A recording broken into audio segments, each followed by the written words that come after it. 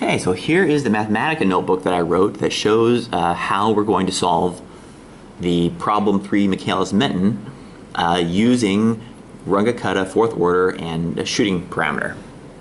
So these are actually, the font's kind of hard to read. This is our beta value. So I color-coded the inputs that we're using.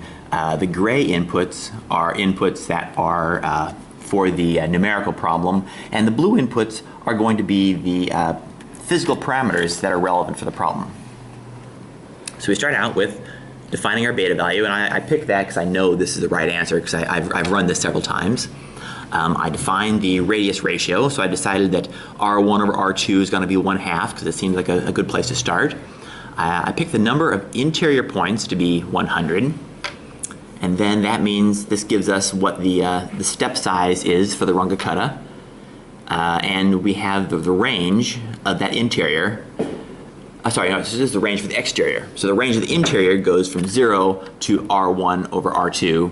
The range for the exterior goes from R1 over R2 to 1, which means that the distance of that exterior is going to be this, which in our case it's just 1/2.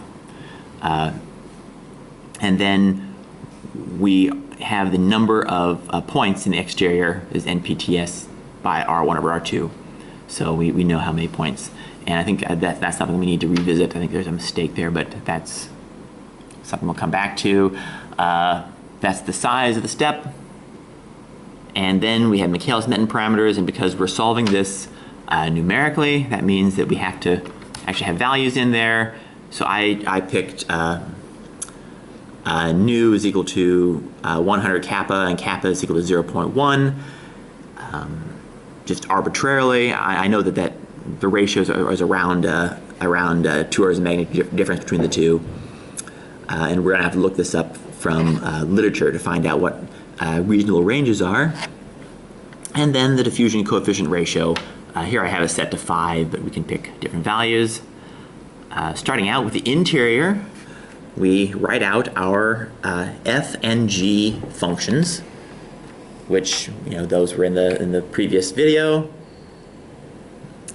We initialize our v's and row val, and now this first iteration to the loop I'm just going to do manually. So the loop counter is 1. Here I start writing out our value for ki sub 0 and li sub 0 for the interior k's. Again, here we put the 0 in, and that comes from our L'Hopital solution. Here is our ki1, li1, 2, 3, and that gives us all of our parameters. We iterate through the first set and append them, and that is kind of the end of the first loop. And next, we're going to loop through the end of our points using just a little for loop. And now we can do that in automated fashion. Again, we're replacing the li0, which originally was 0, with the correct expression now because we don't have to short circuit that. And here we go. Here's our solution, rows and i's. And this is what the interior solution looks like. Well, this is what the interior solution looks like of u sub I. Of course, to get the actual value, we have to transform back from u to chi. So now let's do the Runge-Kutta for the exterior solution.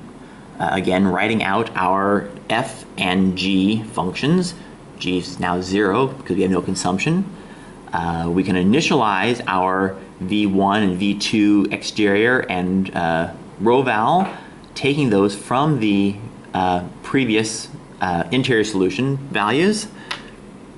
Again, I did the first loop manually, so this is the first loop, and I kind of just always do that as a process of helping myself debug code. So that's the first solution, and then here, this range, that is solving the exterior solution, looping from 0 to the end of our problem.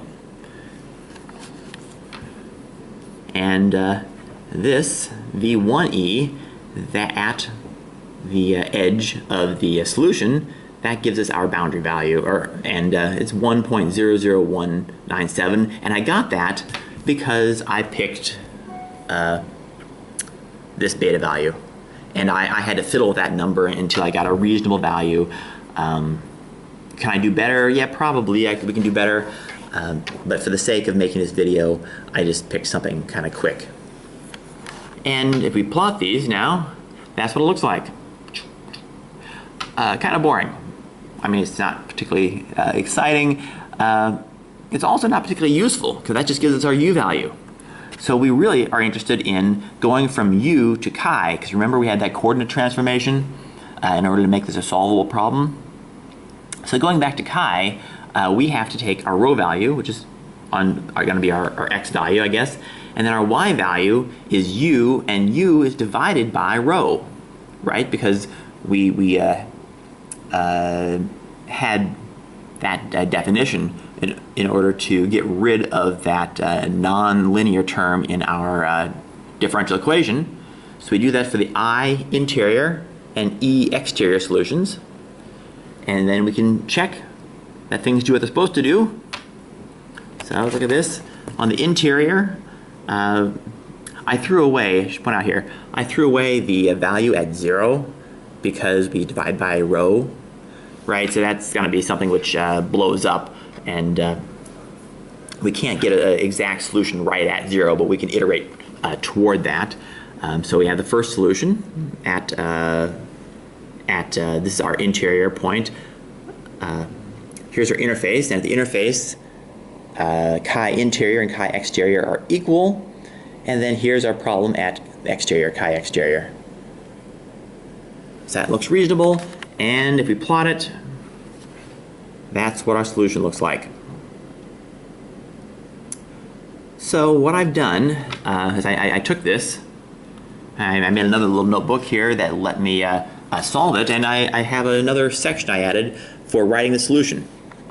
So basically I took my exterior solution and I threw away, so we have a redundant point there, right? Because the first point in the exterior is equal to the last point in the interior, so I threw that away by using the delete command to delete the first set of points.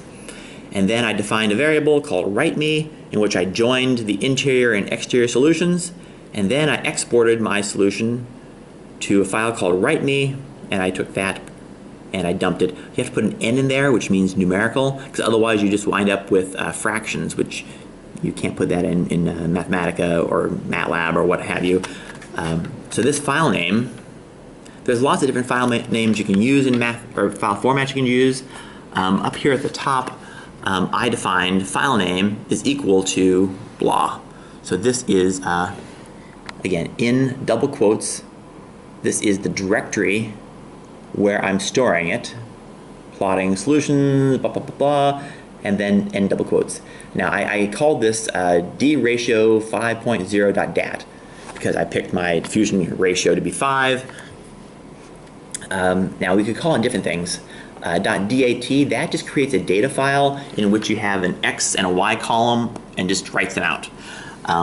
If you wanted to put this into, say, Excel, you would make a CVS or CSV file for a comma separated file.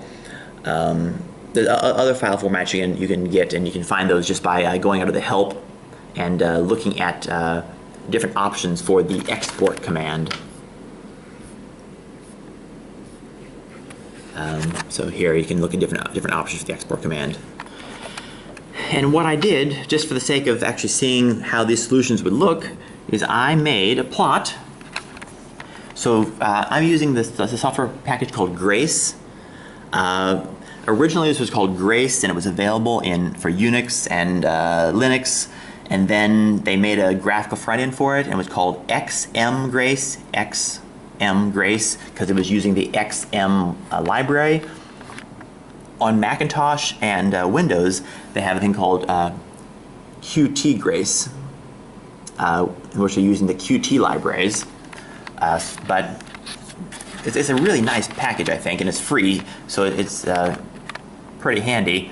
So I made a plot here showing diffusion into a core shell structure with Michaelis-Menten consumption, steady state solution 4, and I said R1 over R2 is equal to 1/2, kappa is equal to 0.1, and nu over kappa is equal to 100. And I held that constant, but then I varied the diffusion coefficients, and this is what the solution looks like. Let's see if I can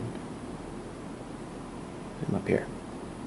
So our solution goes from chi goes from 0 to 1, and rho goes from 0 to 1, and as we make our diffusion coefficient go from less than 1 to 1, we go from black to green, like that. And notice that here we have discontinuities, but those discontinuities are gone at the ratio 1, because in our boundary condition there's not a discontinuity because of that. And then our solution going from 1 out to 5 go here.